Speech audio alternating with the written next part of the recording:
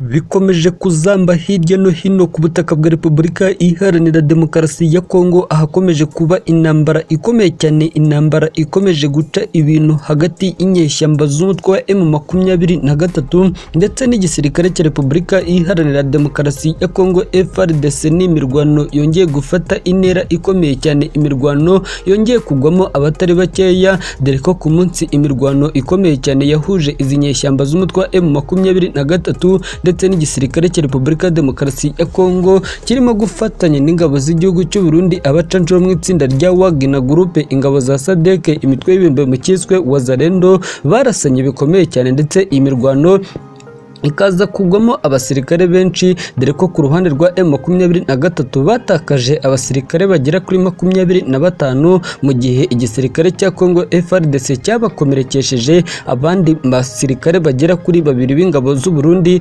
bakaza kuhasiga ubuzima. Ni amakuru avuga ko Major General Ntiragire Runda ndetse na Kapiteni Ndizihiwe Pascal bo mu ngabo z'u Burundi biciwe mu gitero bagabweho n'inyeshyamba z'umutwe wa M23. Abasirikare bari mu rwego rwa ofisiye bo mu ngabo z'u Burundi baguye mu gico cyatezwe n'umutwe wa M23 ubwo bavaga mu muhanda wa Minovo berekeza mu gace ka Sake muri teritwari ya Masisi mu ntara ya Kivu y'Amajyaruguru. Amakuru dukesha umunyamakuru wacu uherereye muri ibice yemeje ko ingabo z'u Burundi zisanzwe zifite ibirindo bikomeye cyane mu gace ka Minovo, ahari imodoka ya gisirikare yavaga Minovo yerekeza Sake guhura n'abayobozi b'ingabo za SADC. Bivuga ko baguye mu mutego ukomeye cyane wari watezwe na M23, biza kurangira aba ofisiye bagera kuri 2 bahasize ubuzima. Urupfu rw'aba ofisiye 2 kandi rwemejwe na bamwe mu banyamakuru bikorera bakorera ku butaka bw'igihugu cy'u Burundi, ubwo banasaba na guverinoma y'iki gihugu gutanga ibisobanuro byimbitse impamvu ingabo z'u Burundi zirimo gushirira ku butaka bwa Repubulika Demokarasi ya Kongo. Basaba umugaba mukuru w'ikirenga w'ingabo z'u Burundi, uyu nta wundi ni Ndayishimiye Evariste, akaba na perezida w'iki gihugu, gukura ingabo z'u Burundi ku butaka bwa Repubulika Iharanira Demokarasi ya Kongo. Isoko y'amakuru yacu iri muri ibi bice ikomeza ivuga ko imirwano ikomeye cyane yari irimo irumvikanamo guturika kw'intwaro ziremereye, ndetse intambara ikomeye cyane ngo bivuga ko yakomereje mweso, aho ingabo za leta ya Kongo nabo bafatanya bitari biboroheye, ndetse hafashwe icyemezo gikomeye cyane cyo gusubiza ingabo inyuma, nk'uko byatangajwe n'umuvugizi w'igisirikare cya Repubulika Demokarasi ya Kongo Liyetona Colonel Njike Kayike Gireme ku butumwa yashyize ku rukuta rwa X. Arerura avuga ko baguye mu gico cyatezwe na M23, yasabaga abasirikare be bose gusubira inyuma. Abasesenguzi mu bya politike n'abakurikirana hafi iby'intambara iri muri uburasirazuba bwa Kongo baremeza ko iminsi iri imbere M23 ishobora gukora ikintu gikomeye cyane, ishobora gukora agashya ikaba yanayirukana ingabo za SADC zitari zimaze iminsi kuri ubutaka bwa Repubulika Iharanira Demokarasi ya Kongo. Amakuru atugeraho aravuga ko habaye inama rukokoma, habaye inama ikomeye cyane mu ntara Kivu y'Amajyaruguru yahuje abarimo General Peter Chirumwami, abayobozi b'abacanshuro, abakomanda ba Wazalendo ndetse n'abarwanya umutwe wa FDLR. Bivugwa ko General Brigadier Nzabanita Rusiyani Karuma ndetse n'abayobozi ba SADC bakoze inama ikomeye cyane igamije gutegura ibitero bikomeye cyane ku mutwe wa M23. N'imirwano ibaye mu gihe mu gihugu cy'u Rwanda inkuru iteye agahinda ariyo irimo iragarukaho n'abatari bakeya nyuma y'igihe kinini iri izina Pasiteri Mpyisi yitabye Imana. Amakuru aravuga ko Pasiteri Mpyisi yitabye Imana kuwa gatandatu tariki 27 Mutarama 2024, aho yitabye Imana afite imyaka 102 y'amavuko. Uyu mukambwe wamenyekanye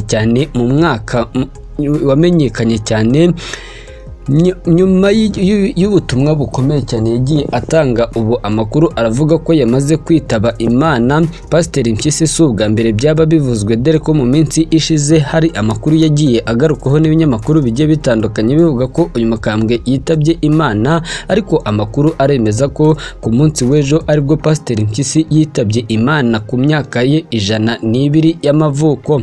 Ubu amakuru aravuga ko hagiye gutegurwa ibirori bikomeye cyane byo kumuherekeza, ndetse ibirori bigiye gutegurwa n'abadivaniste umunsi wa 7. Ubu siho honyine, kuko no ku butaka bwa Repubulika ya Demokarasi ya Kongo ibintu bikomeje guhindura isura. Amakuru aravuga ko inyeshyamba z'umutwe wa M23 zaba zafunze imihanda myinshi, by'umwihariko umuhanda Bukavu uturuka muri mujyi wa Goma.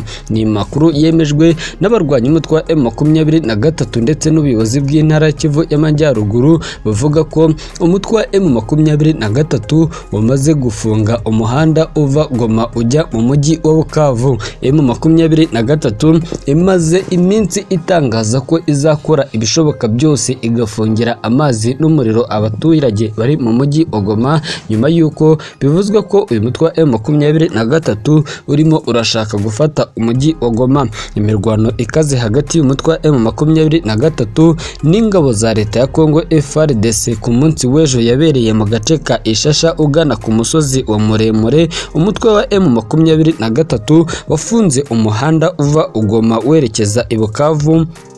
Abaturage batuye mu mujyi wa Goma bivugwa ko inzira basigaranye yonyine yerekeza muri uyu mujyi wa Bukavu ariyo mu kirere cyangwa ku mazi. Ibi byuko M23 yafunze umuhanda bibaye nyuma y'uko imirwano ibaye hagati y'ingabo za leta ya Kongo FARDC n'abafatanyabikorwa babo barimo Wazalendo. Imirwano ikomeye cyane ikaba yarabereye mu gace ka Mwesoko muri teritwari ya Masisi mu ntara ya Kivu y'Amajyaruguru. Amakuru aturuka muri ibi bice avuga ko inyeshyamba za M23 zakomeje kwigarura uduce twinshi dukikije umujyi wa Mweso. Uyu mujyi uherereye mu birometero 100 byo mu majyaruguru y'umujyi wa Goma. Amakuru avuga ko uyu mujyi wa Mweso ukungahaye ku biribwa, ndetse ibiribwa bihaturuka bikaba byinjira mu mujyi wa Goma ku bwinshi. Umutwe wa M23 uri kugenzura uduce dukomeye cyane turimo Alex ya Kashuga ndetse n'agace ka Karembe ugana Warekare,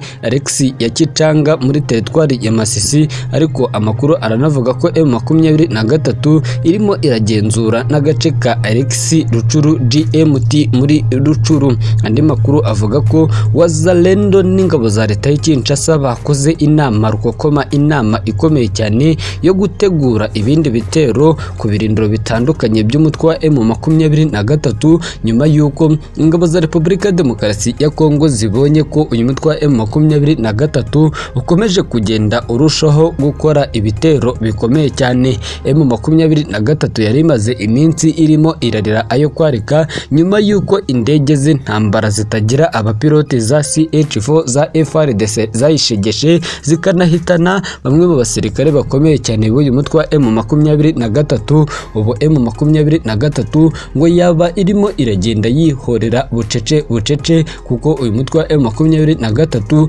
ngo wiyemeje kurwana paka kugeza ku isegonda rya nyuma, ndetse witeguye guhangana na buri umwe wese uzinjira kuri ubutaka bwa Repubulika ya Demokarasi ya Kongo ashaka gusenya ubumwe bw'abaturage bavuga ururimi rw'Ikinyarwanda. Ubu ingabo za SADC zamaze kugera kuri ubutaka bwa Kongo, ndetse igihugu cya Tanzania cyeruye kivuga ko cyo kizanywe no kurwanya umutwe wa M23. Si ubwa mbere bivuzwe ko ingabo za